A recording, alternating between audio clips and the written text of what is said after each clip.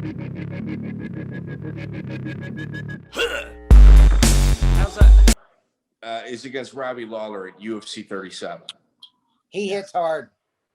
I agree with that statement. Yeah.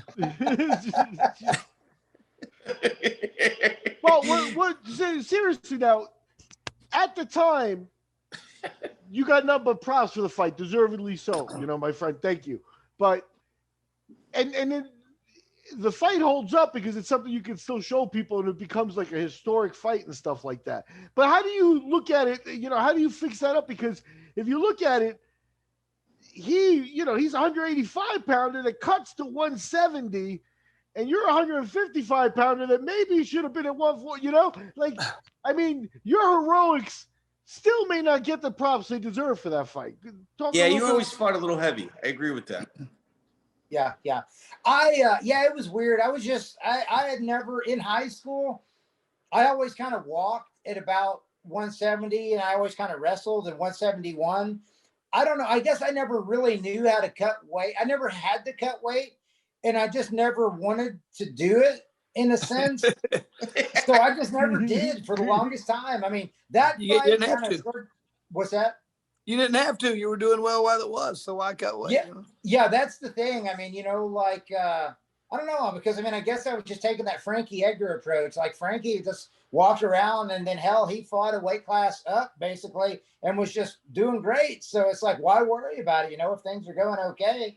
I mean, I didn't win every single fight up to that point, but I felt like I was holding my own. So, but let me tell you, after that fight, then I starting to have some considerations of, hey, maybe I should think about doing something different, because this guy hits hard. He's a very monster. big. Yeah.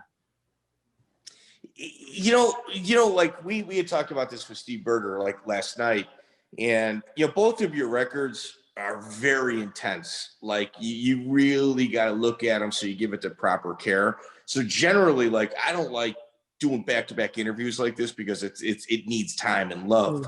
And when I look at that Robbie Lawler fight, you fight Robbie Lawler at UFC 37.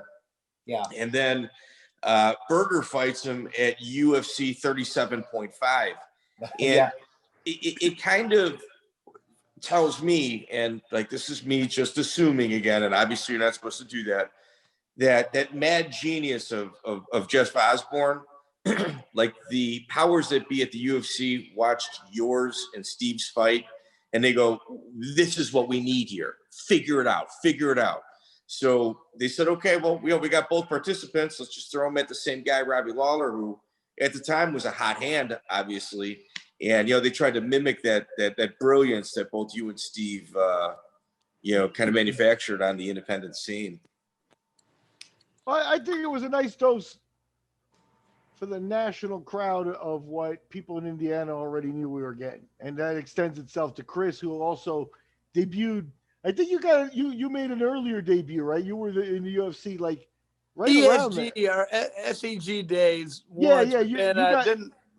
But you got back right around this time too, right? Right around the 37. Yeah. I got back to fight Robbie Lawler, UFC 45. Look at that. So look at that. The 10-year anniversary. Yeah. So I mean, but I think that's a lot of Indiana talent that they were using at the time. For Robbie Lawler. There's a reason for that, I'll be honest with you, Aaron. Just knowing your reputation from like the Eve Edwards fights and the Steve Berger fight and the Robbie Lawler fight, I think it kind of made me. I liked the way people talked about you. You know what I mean? And it kind of made me want to change. I'd say made me want to fight similar style